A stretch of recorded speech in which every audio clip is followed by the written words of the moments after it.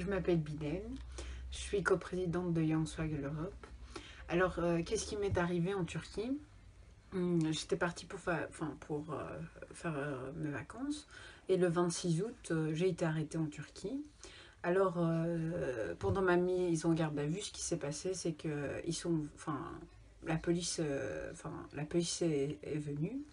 Il y a eu un premier interrogatoire dans la maison. Ensuite, on a été au commissariat et donc de nouveau interrogatoire. Là-bas, ce qui s'est passé, c'est qu'on m'a giflé et mes autres amis, on les a carrément tabassés. Et même certains ont été victimes de méthodes de torture. Puis après ces deux interrogatoires, on a été, on nous a emmenés dans les cellules. Dans les cellules, on est resté une semaine.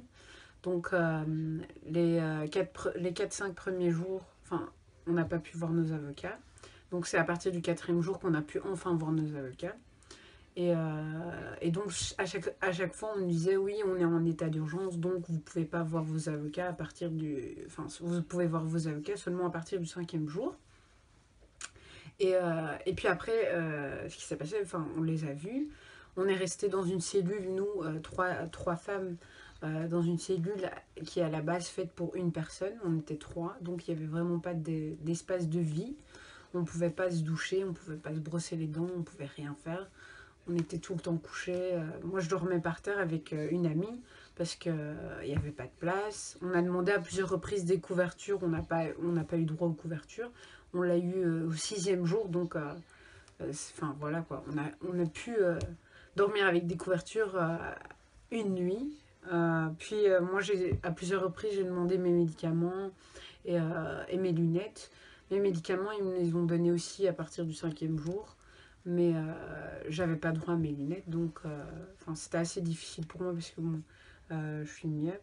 Mais toutes les questions, c'était tout le temps à propos des jeunes membres du SGDF. Donc le SGDF, c'est une organisation de jeunesse socialiste qui ont été victimes l'année passée, le 20 juillet 2015, d'un attentat suicide perpétré par Daesh avec la complicité de l'AKP. Donc là-bas, il y a eu 33 jeunes qui ont perdu la vie. Et donc ce sont des victimes qui se font constamment harceler et arrêter par la police depuis le 20 juillet. En ce moment même, il y a des membres du SGDF qui sont arrêtés et qui sont emprisonnés en Turquie. Mais moi, je trouve que c'est important de dénoncer ce qui se passe là-bas parce que justement, nous, on a vécu ça pendant un court moment, mais eux, ils vivent ça au quotidien. Surtout que maintenant, c'est l'état d'urgence, ce qui fait que la police a vraiment le plein pouvoir. Même au niveau de tout ce qui est judiciaire, c'est vraiment la police qui a le dernier mot.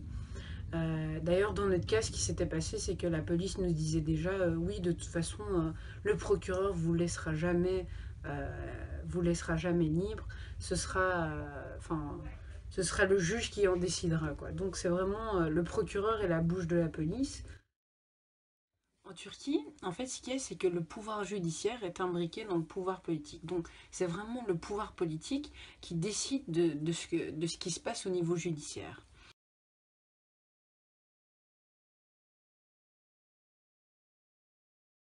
Donc, par l'état d'urgence, ce qui s'est passé, c'est que l'AKP d'Erdogan s'en prend au mouvement guleniste, mais pas seulement au mouvement guleniste, également à tous ses opposants, que ce soit des socialistes, des révolutionnaires, les Kurdes, mais même les démocrates comme des profs d'université. D'ailleurs, hier, il y a eu plusieurs chaînes kurdes qui ont été fermées, plusieurs radios aujourd'hui qui ont été interdites. Donc vraiment, il s'en prend à toutes les libertés pour anéantir tous ses opposants et qu'il n'y ait plus d'opposants présents.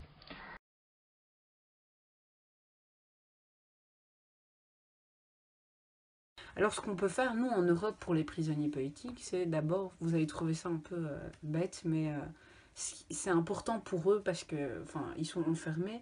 Donc c'est vraiment, nous, ce qu'on fait, c'est vraiment d'écrire des lettres, un maximum, et vraiment à tout le monde, que ce soit, enfin pas seulement les membres du SGDF, mais il y a des gens qui sont là depuis 30 ans et enfin qui ont été condamnés à perpétuité juste parce qu'ils pensaient différemment de l'État.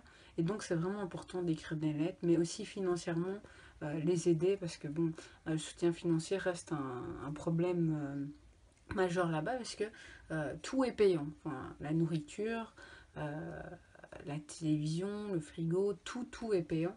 Et donc vraiment aider un maximum ici. Et donc un dernier mot pour en conclure. Enfin, c'est comme je disais, ce qu'on a vécu là-bas, ça nous est arrivé, mais les gens là-bas le vivent quotidiennement.